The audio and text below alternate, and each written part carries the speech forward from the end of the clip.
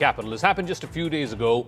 What is even more shocking is that this vehicle at the time of this accident was being driven by a juvenile who had no business to be behind the wheel. He had no license. It was illegal for him to be behind a wheel, leave alone mowing down another human being. And after this individual, the accused, was produced in a juvenile court, he immediately got bail. Today, the mother of the victim, the mother of Sahil, she's running from pillar to post, saying that the accused was making reels and it was his utter carelessness that led to Sahil's death. Will the victim's mother's plea simply fall on deaf ears? Will the system continue to ignore the wails of this grieving mother?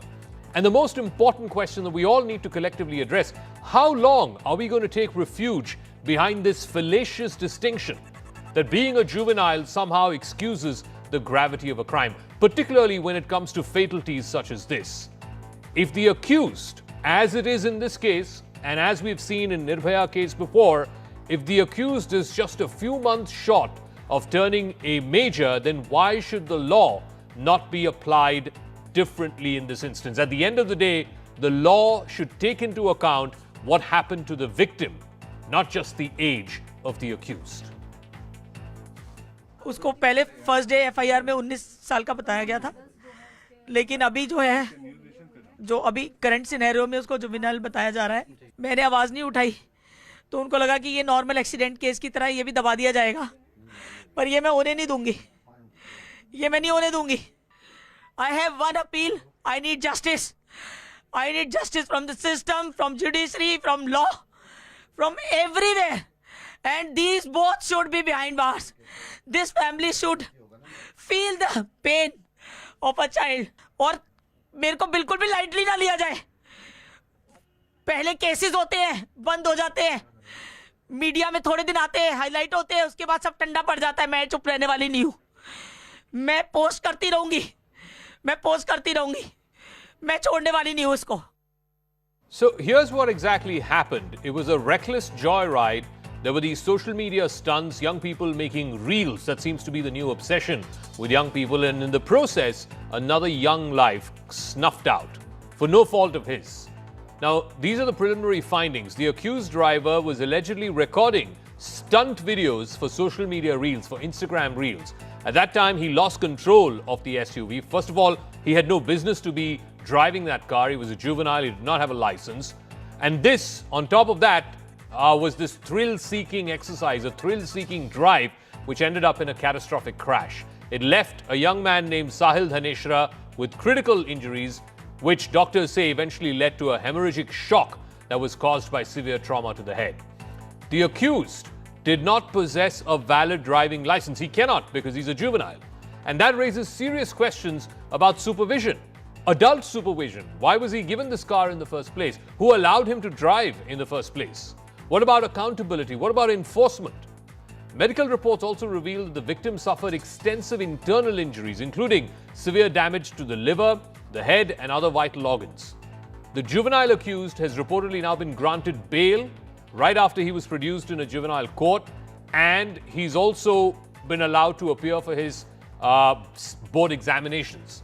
Now, this is a decision that has sparked a debate over whether juveniles should be tried as adults when the case is of such a grave nature. In this instance, there's been a death, there's been a fatality that cannot be taken lightly. Medical records also show that Sahil Dhaneshra, the victim, battled lung damage and brain swelling before he succumbed to his injuries. We've seen this in the Nirbhaya case in the past. We've seen this umpteen number of minor accused in cases who are tried as juveniles and who get away with it because they're just a few months short of turning 18.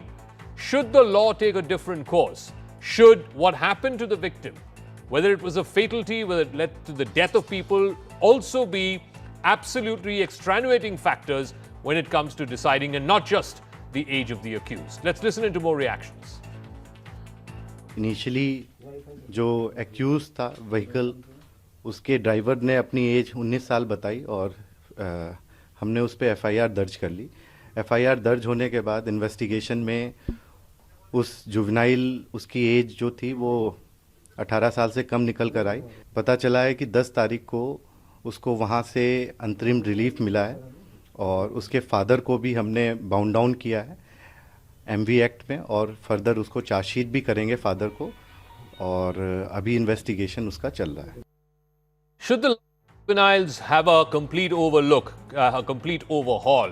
Yashwardhan Azad is former IPS officer and director in the IB. Ashutosh Srivastava is a lawyer with the Supreme Court. Here's the shocking part, Yashwardhan Azad, about this case. The Scorpio driver who was arrested, the initial FIR says he was 19 years old. Now, I don't know whether the cops did not ask him for an ID proof or a license, but this is how they wrote the initial FIR, that he was a 19-year-old. Later, they changed that and made him a juvenile, and therefore he was taken to a juvenile court. The accused was driving without a license. He was over speeding because he was making Instagram reels. And then after he was produced in the juvenile court, he was immediately granted bail because he has pending board exams. This particular car that he was driving already has 12 pending challans, 8 of them for overspeeding. Why should all of these not be taken into account while we seek justice for Sahil? Well, that's exactly the unfortunate part of it, Zaka, because Supreme Court in a decision, I think it's Shilpa Mittal case or something, they said if it's not a heinous offense, if it does not carry a punishment of more than 7 years, then it will not be treated, the juvenile cannot be treated as an adult. In this particular case, there is every reason, looking at the circumstances, that the police should still go to the court, go to the juvenile court and say that this man knew exactly what was happening because he was filming, he was driving the Scorpio, he was doing everything what an adult would do. He was fully aware that this kind of driving can lead to such accidents, and therefore culpable homicide not amounting to murder must be registered against him. I think cases should be taken on merit, as you are saying, looking into the circumstances. And his father gets proceeded against in Motor Vehicle Act, that amendment thing, I think is 2019 or something, in which he gets about 3 years. So look at the entire possibility which could be there to punish this guy who deserves it, and yet he'll just get away with almost nothing. And that's exactly the sad part of our law, that is absolutely blind because of that Supreme Court verdict, which says that below 7 years punishment, any crime, if it is committed by a juvenile, then he cannot be tried as an adult. But why can't that law be changed? The law is not cast in stone. Why can't the law take into account what happened to the victim? In this case, the victim was just 23 years old. He had another 30, 40, 50, 60 years of his life ahead of him. That has been completely snuffed out. I absolutely agree with you, because law should be looking into the reality too. Not only this case, but we have seen umpteen cases like this, Audis and BMWs being driven by these, teenagers and who are supposed to be below 18, as it were, and then creating mayhem on the roads. It's happening time and again. And therefore, law which should be looked into reality, there should be an amendment to the law. I totally agree with you. And such cases, he must be tried as an adult and he should be punished. The other thing is also, what will hurt also this man who's supposed to be a contractor, who owns this Scorpio, he should be slapped with a punitive damage about 1 crore. That is also not there. And I'm sure the lawyer present here, the esteemed lawyer, will give us ideas, because otherwise this will go on. This will carry on. Ashutosh Srivastava, we have this misnomer or misunderstanding that, juveniles need to be given the benefit of the doubt. Look at the number of cases in the last 5 years, the number of cases in Delhi alone involving minors, heinous crimes, 2,278. Pan-India, 31,000 cases, of which 995, almost 1,000 cases are murder, 1,400 cases are attempts to murder, 977 are rapes, and 931 kidnapping and abduction. These are heinous crimes. Why should juveniles just be given the benefit of the doubt just because they happen to be under 18? That's not stopping them from partaking in these heinous crimes that adults would. No, I just explain it, in furtherance to what my learned friend just now explained. I just want to first, make understand as to what is the law. Obviously, it is a very, very serious concern. Now, let's talk about the law part. Now, if you see Section 15 of the Juvenile Justice Act, it says that a minor between 16 to 18 years can be tried as an adult if there are two conditions. One is that there should be a heinous crime committed where the punishment prescribed under section, exceeds 7 years of imprisonment. This is one condition. Now, the second condition is that the Juvenile Justice Board should approve after having the understanding about the mindset of the person, of this minor, whether he is capable enough to understand as to what crime he was committing and whether he should be considered as major or not within 3 months.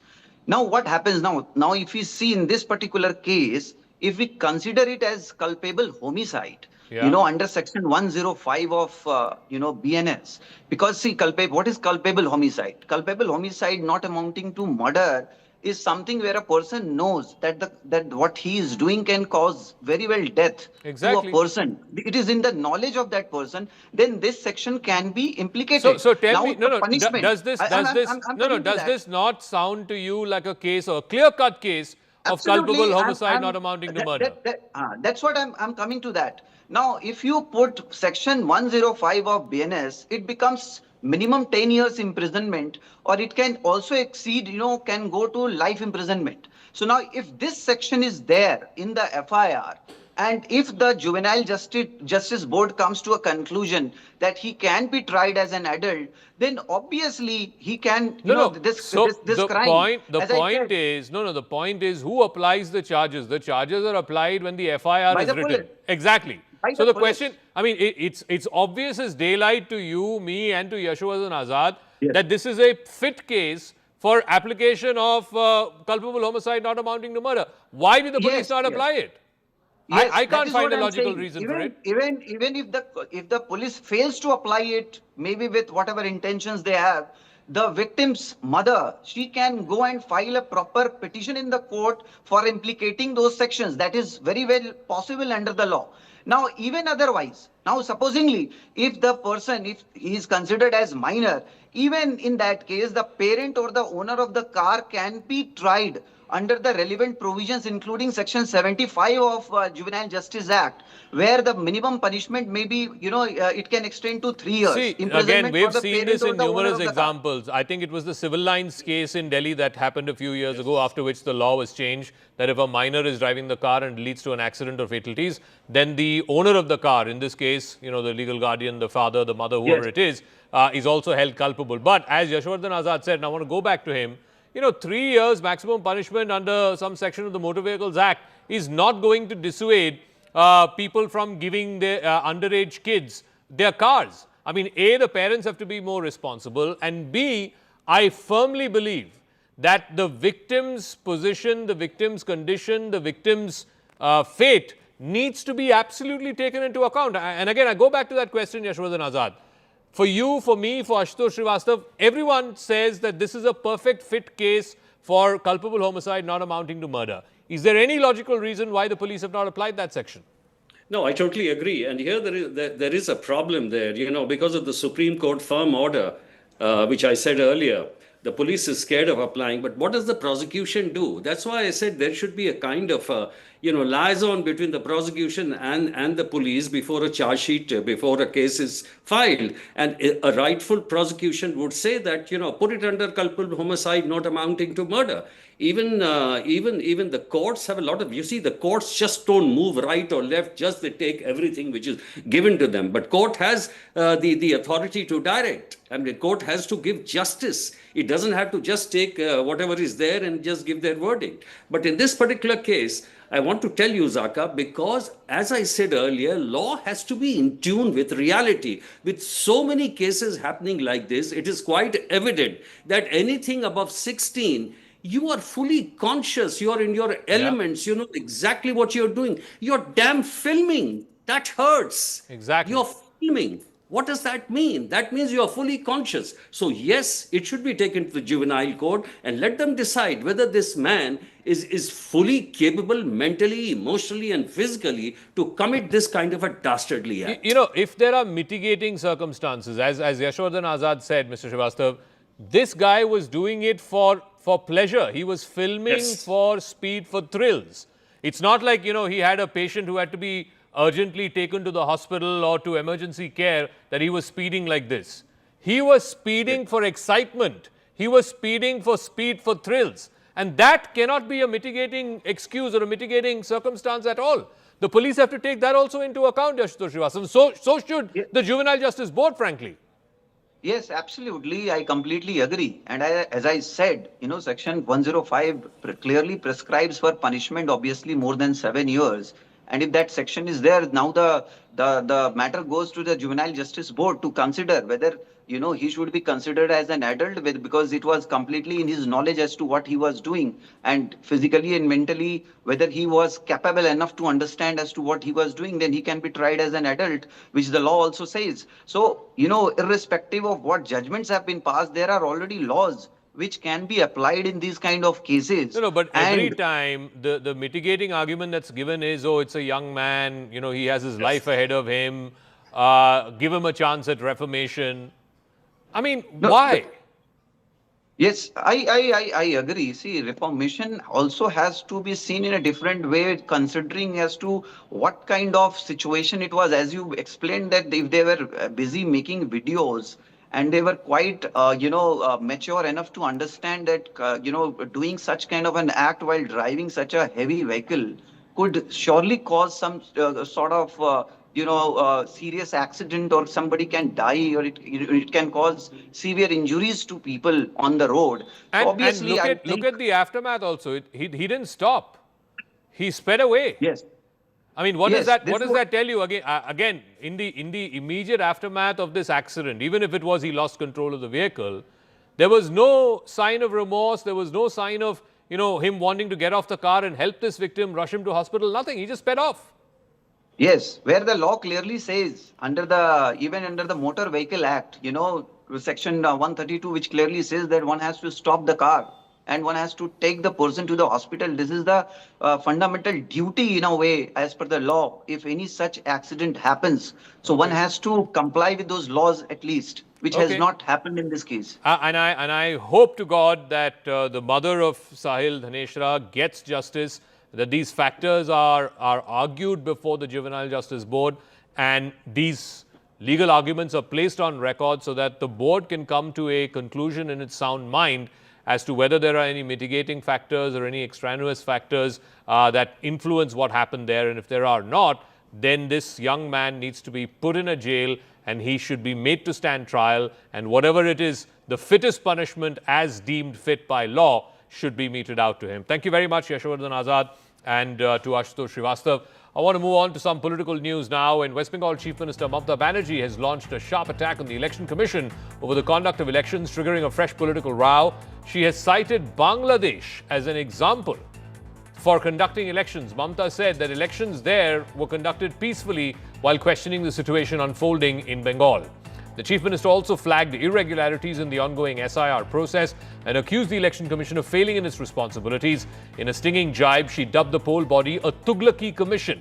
Now, this is despite the fact that there is independent evidence of booth capturing, ballots being stolen or stuffed, and rampant violence during the day of the elections in Bangladesh. And this is not, any government-backed body that is saying so. This is an independent Transparency International report that looked into the Bangladesh elections. So does Mamata Banerjee want to follow the Bangladesh model in West Bengal? We'll get to that in 1 second, but let's just play out that soundbite of the Chief Minister. There will be violence, this and this and this. But see how they have done peacefully. And India is a democratic country. Your threat culture finish the democracy. You bulldoze the democracy. It's a matter of shame. Tughlaki Commission. So let's just give you the fair, independent facts as has been figured in a Transparency International report which looked into the Bangladesh elections. This is what they found. Irregularities in 40% of the seats. In almost 30% of those seats, the contestants filed complaints. The Transparency International has also raised question marks on the role of the Election Commission as an independent body in Bangladesh. It said that institutions that are linked with partisan politics and individuals who were previously nominees of political parties have been granted registration as observers. The Election Commission's decision to pay for the foreign observers was deemed controversial. Also, what was flagged in Transparency International's report is a lack of transparency in the political party registration process. The organization also raised questions regarding whether the information disclosed in the candidates' affidavits and if they were properly verified by an independent agency like the Election Commission. But none of that seems to matter to the West Bengal Chief Minister, who thinks that India needs to follow the Bangladesh model of holding elections because our Election Commission is compromised. Let me go across to Ajay Alok, national spokesperson of the BJP. Niladri Bhattacharya is political analyst with sympathies to the TMC. Ajay Alok, I just read out the findings of Transparency International. This is not a BJP report, not a Government of India report. Neither is it an interim Government of Bangladesh report. This is a Transparency International report which has flagged numerous violations that happened in the Bangladesh elections, both during the polls and in the run-up to the polls. And yet Mamata Banerjee says the Election Commission of India is a Tughlaki commission and that we should follow the Bangladesh model of holding elections. Zaka, I don't understand one thing. If she's so much obsessed with Bangladesh and Bangladesh Election Commission and she finds our Election Commission as Tughlaki, why she is contesting polls? Mat lado chunav, jao Bangladesh. These people are in a habit of insulting our national institutions. Whether it's Mamata Banerjee, whether it's Rahul Gandhi or anyone for that matter, Indian Alliance. The ground is slipping, which she can very well feel, and you can also feel, and this whole country is feeling that the first time an elected chief minister, in spite of being represented by so many good lawyers, she went to the Supreme Court just to create pressure that the Supreme Court will come under pressure.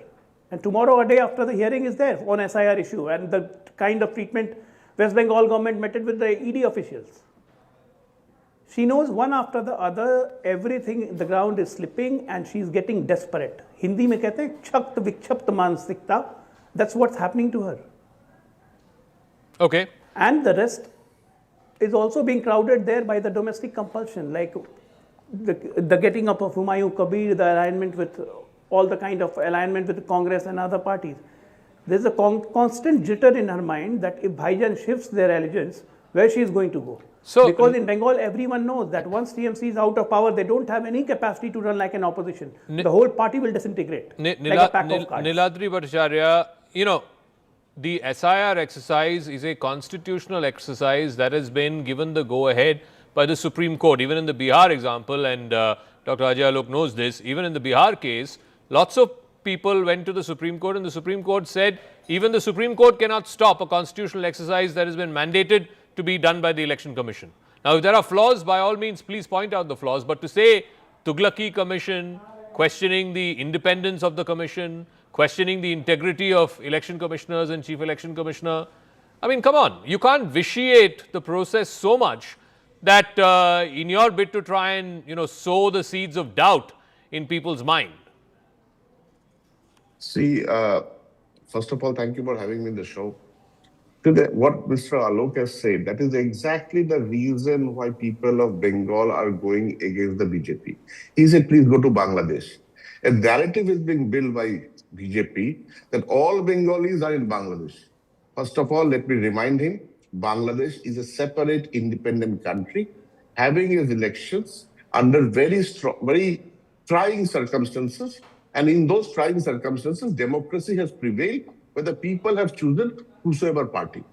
As far as the comments of Mamata Banerjee, it does not matter because it does not reflect the India's foreign policy. Thirdly, as far as SIR in Bengal is concerned, yes, there are definitely anomalies which have been brought to the notice of the Supreme Court. The Election Commission is a partisan agency acting on the whims and fancies of a certain political party. No, but tell me, Mr. Bhattacharya. One second. Hear me out. Give me 10 seconds. Bengal is not the only state where the SIR exercise is happening. 12 states SIR is happening right now. Okay, 12 states, including many opposition-run states. It's happening in Kerala. It's happening in Tamil Nadu. Why is it only in Bengal that there is a problem? The Chief Minister was here a few weeks ago. She went to the Supreme Court, represented herself. Why is there not a problem with SIR in any of the other opposition rules? I will tell you, Jacob, where the problem is. SIR is happening all over the country. It is a constitutional exercise. It has to be done. But the manner in which it is done in Bengal is a question for concern. Tell me, in which other states the notifications and everything are being passed through WhatsApp? In which other states the goalposts are being shifted? In which other states micro observers have been brought from other states having no knowledge of the distinct Bengali dialect or the language? That is where the Supreme Court has stepped in. The micro observers has to be people from Bengal, and the EROs will take the decision. It is not the EC, it is not the DMs, it is not the DEOs, it is the ERO which will take the decision. Okay. And that is what Ajay, Mamata is Alok, pointing out to the people. this is something that has gone all the way to the Supreme Court. The court has not opined on it. And basically, it's not just Mamata Banerjee or Bengal, from Rahul Gandhi downwards, every party in the India Alliance, Akhilesh Yadav, everyone, Tejasvi Yadav, they've all registered their concerns and objections to the SIR. The manner of SIR. First of all, okay. First of all, at one hand they say that SIR is a constitutional exercise and that needs to be done. Then they say the manner in the SIR. What is the manner? And all, by the way, Mr. Bhattacharya, let me tell you, people of West Bengal are not Bangladeshis, right? But those who have sympathy for Bangladeshi intruders, for Myanmari intruders, for Rohingya intruders, and those who have given them shelters, providing them with ration card, with voter ID card, putting their name in the voter list, they are Bangladeshi sympathizers. And they must not live here. They should go to Bangladesh. The Bangla Bhadr Purush, the whole West Bengal knows this, that how intruders are being set up there. Sir, please tell me. The whole of West Bengal knows this, right? And the kind of areas that have been vacated. One at a time, please. Let him finish. Yeah, let him finish. Yeah. I was not speaking in between. Yeah, Dr. We have seen places in Kolkata where the colonies have been vacated out of fear. People are going back to Bangladesh and you are unable to stop them. Isn't this true? Every single channel camera has shown that lakhs and lakhs of people have gone back to Bangladesh. Who were there? Who were they? They were Indians, but their name is being reflected in the voter list. Now I'll give you an example for your viewers, Zaka. I have a property in Bangladesh, West Bengal. I am a voter in West Bengal. The property is registered in the name of Ajay Alok. Ajay Alok is a voter in West Bengal. But you know, there are 25 voters more on my address by Muhammad Akhtarul, Muhammad Akbar, Muhammad Zubair. How they are on my address, sir? And that officials, those who have been suspended by ECA, they were just conducting according to Mamata, that don't delete their names, let it go like this. Micro observers are there because the state machinery is completely paralyzed in the hands of Mamata Banerjee. They are favoring the intruders. And we as a BJP, as a principal opposition party, we are monitoring every constituency, every booth. We won't let you get away. And we are reporting this. So, Mr. Bhattacharya, final word. Even this is the fact. The point, and if you are so true, please tell me. The point is, every few years, there has been this revision exercise that has happened. In the last few decades when it's happened, there was not this kind of politics. And again, I go back to the point that it's not the only state where this is happening. 12 states. 12, that's half the country SIR is happening right now. And no one else seems to have a problem. And number three, I mean, what is this comparison? If you want to say, okay, we have to hold elections like they're holding in America, or they're holding in UK, or they're holding in France, I don't know. I mean, you aspire not to be Bangladesh, no? Mr. Jacob, see, as far as the SIR is concerned, the problem in Bengal is that because of these micro observers being from outside the state and having no knowledge, genuine people, voters, because of a simple difference in the spelling name as to in Bengali dialect and the English dialect, they are being given notices for logical discrepancies. No, there is a grievance redressal mechanism. Let them use the grievance redressal mechanism. Yes, there is no time for it because you are going to publish the final roll and then you are going to say, fine, nothing can be happened, elections are declared. That is where we are fighting. That not a genuine single voter should be left out of the list. Number one. Number two, as far as this infiltration or Ghuspetias, quote unquote, as it is there, will the BJP please specify, or the Election Commission, please specify how many Ghuspetias you have identified? There is none. Number one. Number three, as for the Rohingyas are concerned. No, but that will be after the exercise is concluded. No, how can they jump the gun? As of now, today's list is 58 lakh names are out of there, out of which 32 has died, and the rest list will come out on the next day. And thirdly, as far as Mr. Alok is saying, in his address, 25 people are staying. He has to answer how did they get the voters and how they're staying at his place, because it is his property. Okay. How can I answer on that? Okay, all right. That's precisely why the SIR is being done. The SIR is to revise the rolls so that there is no fake voters. Okay. Okay, I got to leave it at that. Thank you very much, Niladri Bhattacharya, and to Ajay Alok. I want to get to this piece of breaking news again from an election-bound state. This is a significant political development in the state of Assam. Assam Chief Minister Himanta Biswa Sarma has met with former State Congress President Bhupen Bora. Now, Bhupen Bora has resigned from the principal opposition party, the Congress. He has resigned, claiming high-handedness by Gaurav Gogoi and others in the Congress party. He's also expressed serious doubts over Gaurav Gogoi's wife's alleged links to Pakistan, which the Chief Minister has also been highlighting. Gaurav Gogoi has completely rejected that, saying that his wife used to work with an NGO. This was many years ago. There's no further connection there. And earlier this evening, in a very, very important political twist, a political development that could have huge ramifications in the state elections, Himanta Biswa Sarma went to the residence of Bhupen Bora and then formally welcomed him into the BJP fold. And this is no ordinary leader, ladies and gentlemen. This is someone who's been a former Congress state president who's now switching camps and joining the BJP. So it's Himanta managing to do it twice over. Remember, he was in the Congress many years ago. He flipped because he alleged that Rahul Gandhi ill-treated him. And now you have a second leader, Bhupen Bora, who was a former state Congress chief, who has now flipped and is all set to join the BJP. It happened in this meeting that happened between Himanta Biswa Sarma earlier this evening with Bhupen Bora. I came to meet the former president of Assam Pradesh Congress Committee, as well as the chairman of Congress Campaign Committee, Sri Bhupen Bora, who happened to be my former colleague. We worked in the Congress together for almost 22 years. In fact, we joined together in the Congress party. I left a little early. He is leaving Congress, or he has left Congress already. He will join BJP on 22nd February. Along with him, a good number of Congress leaders will join in Guwahati. Joining BJP will be like, for him, it will be a homecoming. French President Emmanuel Macron is in India. His fourth state visit is far more than ceremonial. It is set against the backdrop of major defense acquisitions, industrial investments. There's also deepening technology cooperation between Paris and Delhi. With India accelerating its military modernization, sealing a landmark trade agreement with the European Union just a few weeks ago, and recalibrating its traditional partnership with the United States under the tariff policies of President Donald Trump, this visit carries unusual strategic weight. I try and dig a little deeper as to what is at stake, both for France and for India, at a time of the shifting sands of global geopolitics, as both Europe and Asia try to realign their priorities and their interests. France's President Emmanuel Macron is in India for his fourth state visit, and it's not just ceremonial, but it's also extremely substantive.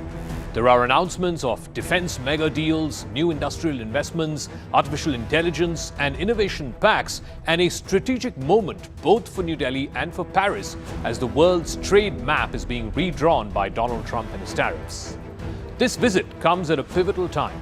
New Delhi has just cleared a major defense modernization push, including plans for a very large purchase of Rafale jets, in fact 114 of them, which is part of a broader effort to modernize the Indian Air Force and also to build local aerospace capacity. At the same time, India has concluded just recently a landmark free trade agreement with the European Union, opening Europe as a major market and deepening economic ties. And globally, US trade policy and the heavy tariff diplomacy under Donald Trump has accelerated strategic realignments between India and Europe. So who's at the table and what's on the agenda? On the French side, Dassault, Safran, Naval Group, EDF, Total Energies, Airbus, and other major French industrial champions. In fact, President Macron has come to India with one of the largest delegations of CEOs and business leaders. How will these talks then turn into deals? Now, you can expect three tactical pillars. First is government-to-government framework deals for strategic purchases like the Rafale deal. Two, there will be industrial offsets and local production and cooperation. maybe with the jet engine deal that could be signed. And 3, cooperation in new technology areas, artificial intelligence, civil nuclear, green energy, and maritime security. जो ये रिश्ते हैं, जो ये संबंध हैं, उनमें भरोसा है, खुलापन है, महत्वाकांक्षा है और हमने ये भी आज निर्णय लिया है कि हम इस साझेदारी को एक विशेष स्ट्रेटेजिक साझेदारी में बदलेंगे और इसका एक नया दर्जा देंगे।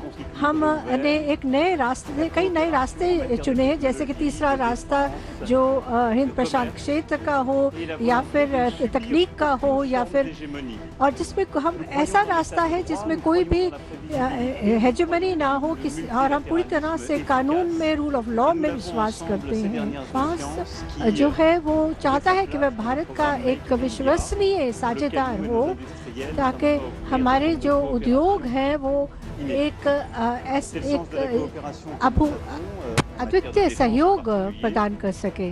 फ्रांस भारत के सबसे पुराने स्ट्रेटेजिक पार्टनर्स में से एक है और प्रेसिडेंट मैक्रो के साथ मिलकर हमने इस स्ट्रेटेजिक पार्टनरशिप को अभूतपूर्व गहराई और ऊर्जा दी है। इस विश्वास और साझा विजन के आधार पर आज हम अपने संबंधों को स्पेशल ग्लोबल स्ट्रेटेजिक पार्टनरशिप के रूप में स्थापित कर रहे हैं। ये पार्टनरशिप केवल स्ट्रेटेजिक नहीं है। आज के उथल-पुथल से भरे युग में यह ग्लोबल स्टेबिलिटी और ग्लोबल प्रोग्रेस की पार्टनरशिप है। On the table during this visit and some of the likely announcements and MOUs include, number 1, the Rafale package. India's Defence Acquisition Council this past week approved a very large tranche of Rafale fighter jets to be acquired by the Indian Air Force. 114 4.5 generation Rafales will add stealth and superior capability to the Indian Air Force's fleet. Now, this is expected to be formally signed when Modi and Macron meet. Both sides expect a government-to-government framework, and then there will be follow-up commercial negotiations as well. This will include industrial participation commitments. Number 2, aerospace localization. Contracts or at least letters of intent for engine assembly and local supply chains. French giant Safran has publicly said it's ready to assemble the M88 engines in India and scale up domestic sourcing. Now, that would be a big boost for Make in India in defense manufacturing. 3, naval and maritime cooperation. Talks on submarines, shipbuilding capabilities, and naval technology transfer. The French Naval Group and the Indian Shipyards Company are expected to expand their cooperation. There are announcements around MOUs and cooperation frameworks both in shipbuilding and submarine building. 4, energy and climate deals. There will be follow-up investments from EDF, from Total Energies, and from French energy firms that are active in renewables, green hydrogen, and also possibly civil nuclear cooperation after the passage of a new domestic law here in India. Number 5, AI and Innovation Pact. Launch of the India-France Year of Innovation, MOUs between research institutes and private players for artificial intelligence, semiconductors, and skilling. The French president will also be one of the top 20 heads of state or government who will be attending the India AI Impact Summit in New Delhi. There's so much that is happening between India and France, two strategic partners in the fields of digital technology, in the fields of innovation, student mobility, culture, defense, security, green pathways, and a lot more. All these issues will come up for discussion when the two leaders meet this afternoon. Thereafter, we'll have the celebration of India-France collaboration in the field of innovation. There are several programs to celebrate this beautiful partnership, and of course, we have a colorful delight awaiting you at the gateway of India. The Rafale deal alone is estimated to cost over 3 lakh crore rupees. It comes at a time when India has had issues with the American jet engine manufacturer GE, which was supposed to supply engine technology for the indigenously developed light combat aircraft, the Tejas Mark I. France has become a reliable defense partner where America has fallen short. Back in April, India signed a deal for 26 Rafale M twin-engine and single-seater jets to be deployed on the two aircraft carriers INS Vikrant and INS Vikramaditya. This visit follows Prime Minister Modi's visit to France in February last year, and it reflects the mutual trust and depth of the India-France strategic partnership. Prime Minister Modi was also the guest of honor at the Bastille Day Parade in July 2023, before the French president graced the Republic Day Parade as the chief guest in 2024. The Year of Innovation 2026, that initiative will be celebrated throughout the year in both countries as they hope to deepen collaboration in innovation, technology, research, and people-to-people exchanges. So what changes exactly after this visit? Short term, there's going to be big order books for French industry and technology transfer promises for India. In the longer term, there will be deeper France-India defense industrial base, boost in aerospace and marine capability in India, and new French investments in green energy and AI. Strategically, with a tougher American tariff regime under Donald Trump and shifting geopolitics, Europe and India now have stronger reasons to partner together. The recent India-EU FTA makes this alignment commercially sensible, not just strategic. Emmanuel Macron's India trip is more than diplomacy. It's the next chapter in India's defense and industrial transformation written with French ink. For India, it's technology, it's jobs, and it's strategic insurance. For Europe, it's about gaining a foothold in Asia as global trade and tariff lines completely get upended by Trump's tariffs. I want to go across to try and get more perspective on this to Mr. Mohan Kumar, former Indian ambassador to France. Thank you very much, Ambassador, for speaking with us. I'll start with the big picture first. Obviously, this is President Macron's fourth visit to India. The Prime Minister was there, I think, in 23 and in 25 as well. Why does this visit assume such greater significance, if I can say so, given what's going on around the world? You know, we've had a tough time with the United States. We've just managed to announce a framework for a trade agreement there. After about 15, 16 years, we've had an FTA with the European Union. When, everything seems to be up in flux, why is the French president's visit so important? Thank you very much for having me. I think you're dead right. This visit does seem different. I've covered this for a very long time. And certainly this feels different for a couple of reasons. One, I think there is massive geopolitical turbulence, whichever way you look at it. I cannot imagine the last time when a French president visited India when the world was in such a state of flux. And when the geopolitical turbulence is such an important factor, countries tend to look for partners with whom they enjoy trust. So I would begin by saying that out of the 42 odd strategic partnerships that India enjoys with countries around the world, I say so without any fear of contradiction, there is hardly any strategic partnership which is more problem-free and which is one with which India enjoys total trust. That's the first thing. The second thing is there are very few countries around the world with whom India has such strategic convergence in terms of a belief in strategic autonomy and a multipolarity. Very few countries. But France genuinely believes in that, and India has believed in it for a long time. Third, I think it's clear to me that this visit is all about trying to ring-fence the Franco-Indian strategic partnership in the midst of strategic turbulence that's going on everywhere. The question is, can France and India do their bit to kind of lend a certain modicum of stability? I want to make it clear that I have no pretensions. I really genuinely believe France and India are middle powers. We are not great powers, but I think there is a lot that France and India can do in terms of bringing a measure of much needed stability to this turbulent world. Now, the Franco-India partnership, one big factor underpinning this partnership has been the defense relationship, whether it's the Rafale orders. The Defense Acquisition Council just gave approval for 114 Rafales. Today, there was also the announcement of the helicopter that's going to be built by Tata Advanced Systems and Airbus. Has that defense partnership now moved from a traditional buyer-seller relationship to a more tech transfer and, collaborative sort of an arrangement, or are we still stuck in that old buyer-seller paradigm? No, again, you are absolutely right. I think when I was ambassador in Paris, I would plead with my French interlocutors that let's not continue with this buyer-seller relationship because India does not have limitless cash, especially foreign exchange, to keep buying expensive Rafale off the shelf. So I'm particularly happy that there is now a paradigmatic shift, in my view, in terms of the defense relationship. Out of 114 Rafale that everybody is talking about, 18 of them will be off the shelf, but the rest of the 96 will be made in India. When I say made in India, I want to be honest.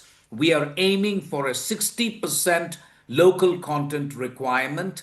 When we say that assembly line helicopter unit is being inaugurated virtually in Karnataka by President Macron and Prime Minister Modi, we are talking about an assembly line. But still, there is going to be substantial transfer of technology when Safran combines with Indian enterprises to make fuselage for the aircraft. When India, France get together again through Safran to make the jet engine. So I think there is going to be substantial Make in India component. It's not yet 100%, but I think it's an excellent beginning because, as you rightly hint, we are moving away from the traditional buyer-seller relationship to a much more substantive relationship, which means that you're really locking yourself in with France for a very long-term defense relationship. All right, Ambassador Mohan Kumar, former Indian ambassador to Paris, thank you very much for joining us here on CNN News 18. Thank you. Thank you. I want to finally round off with what has been going on for a number of weeks now, and now Iran seems to be retaliating. It's held live-fire drills in the Strait of Hormuz, even as the USS Abraham Lincoln has been carrying out round-the-clock flight operations in the waters of the Persian Gulf. The drills also come within hours of renewed diplomatic efforts between the United States and Iran aimed at reviving negotiations over Iran's nuclear program. In fact, the second round of talks happened today in Switzerland. It's again been mediated. These are indirect talks. Is this a clear sign, though, that if tensions escalate, then both sides are ready and waiting? Because if the talks fail, is a military confrontation between Washington and Tehran only inevitable? I think they want to make a deal. I don't think they want the consequences of not making a deal. They want to make a deal. That's US President Donald Trump's warning shot to Iran as negotiators from Washington and Tehran hold a second round of nuclear talks in Geneva. But Iran is not going down without a fight.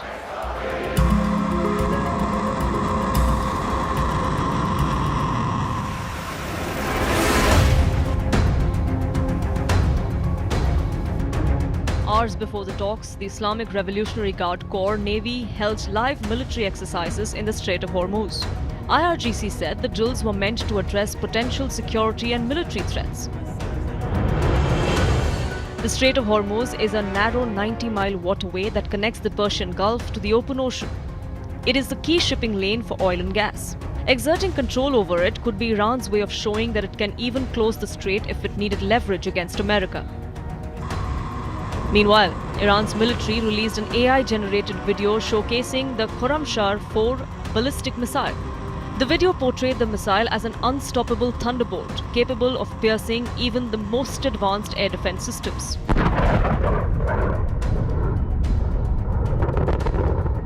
The video claims that Iran possesses the heaviest destructive power among the world's medium-range ballistic missiles and warns that hangars protecting US jets and fortified bunkers won't stand the lethality of the Khorramshahr 4. The Khorramshahr 4 has a reported range of around 2,000 kilometers and is capable of carrying a warhead weighing approximately 1,500 kilograms. The missile is designed to improve accuracy and penetrate missile defense systems.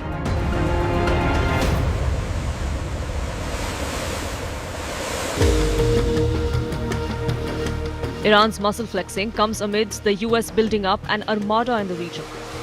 US aircraft carrier Abraham Lincoln is now confirmed to be in the Arabian Sea of Oman.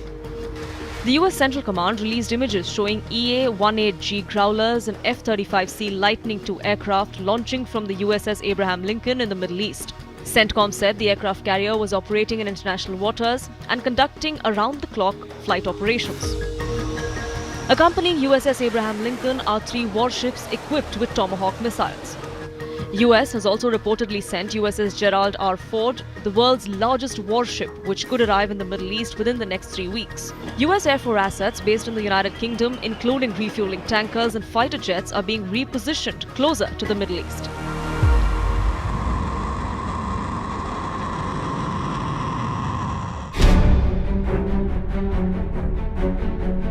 Trump has 3 main demands for Iran: end its nuclear program and discard its enriched uranium stockpile, reduce the number and range of ballistic missiles, and end support for militant groups across the region. Trump, who has been angling for regime change in Iran, also insists that he will be indirectly involved in the latest round of talks.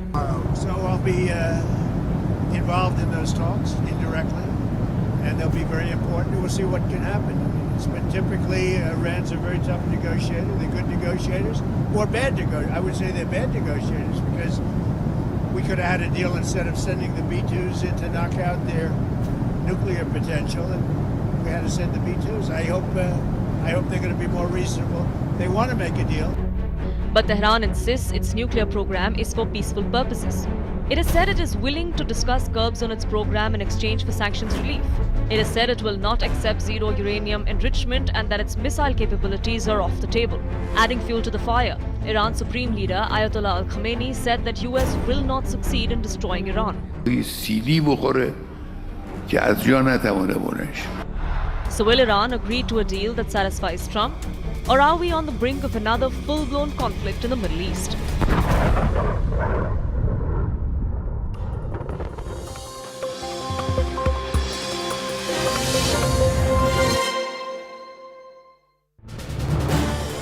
This is News 18 Network.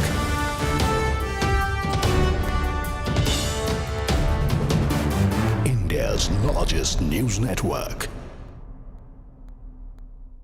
Therefore, law which should be looked into reality, there should be an amendment to the law. I totally agree with you. And such cases, he must be tried as an adult and he should be punished. The other thing is also, what will hurt also this man who's supposed to be a contractor who owns this Scorpio, he should be, he should be slapped with a punitive damage about 1 crore. That is also not there. And I'm sure the lawyer present here, the esteemed lawyer, will give us ideas. Because otherwise, this will go on. This will carry on. Ashutosh Srivastava, we have this misnomer or misunderstanding that, juveniles need to be given the benefit of the doubt. Look at the number of cases in the last 5 years, the number of cases in Delhi alone involving minors, heinous crimes, 2,278. Pan-India, 31,000 cases, of which 995, almost 1,000 cases are murder, 1,400 cases are attempts to murder,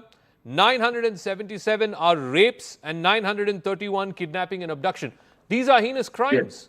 Why should juveniles just be given the benefit of the doubt just because they happen to be under 18? That's not stopping them from, partaking in these heinous crimes that adults would.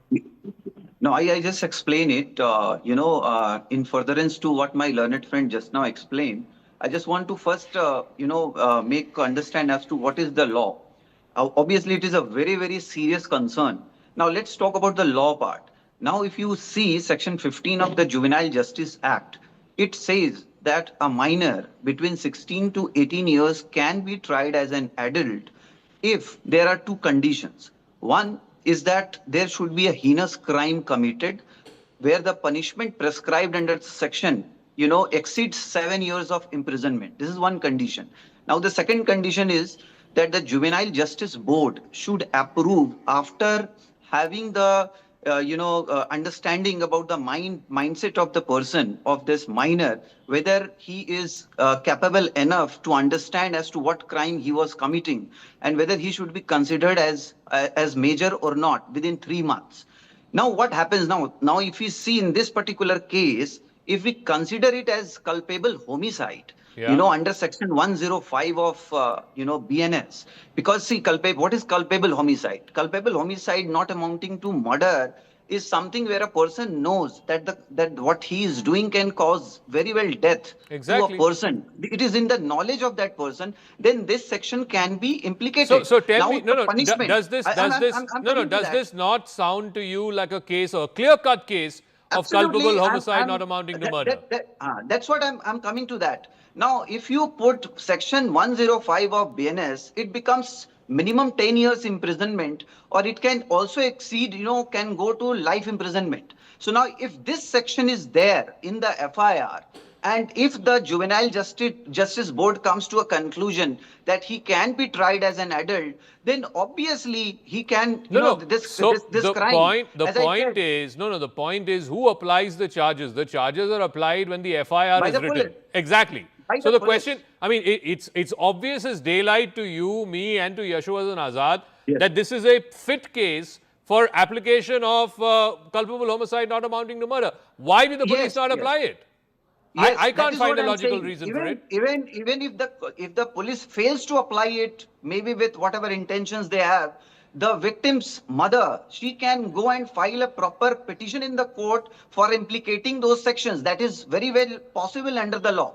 Now, even otherwise, now supposingly, if the person, if he is considered as minor, even in that case, the parent or the owner of the car can be tried under the relevant provisions, including Section 75 of Juvenile Justice Act, where the minimum punishment may be, it can extend to 3 years. See, again, we've seen this in numerous examples. I think it was the civil lines case in Delhi that happened a few years ago, after which the law was changed, that if a minor is driving the car and leads to an accident or fatalities, then the owner of the car, in this case, the legal guardian, the father, the mother, whoever it is also held culpable. But as Yashwardhan Azad said, and I want to go back to him, 3 years maximum punishment under some section of the Motor Vehicles Act is not going to dissuade people from giving their underage kids their cars. I mean, A, the parents have to be more responsible, and B, I firmly believe that the victim's position, the victim's condition, the victim's fate needs to be absolutely taken into account. And again, I go back to that question, Yashwardhan Azad.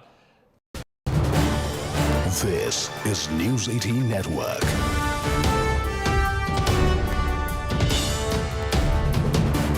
India's largest news network. Therefore, law which should be looked into reality, there should be an amendment to the law. I totally agree with you. And such cases, he must be tried as an adult and he should be punished. The other thing is also, what will hurt also this man who's supposed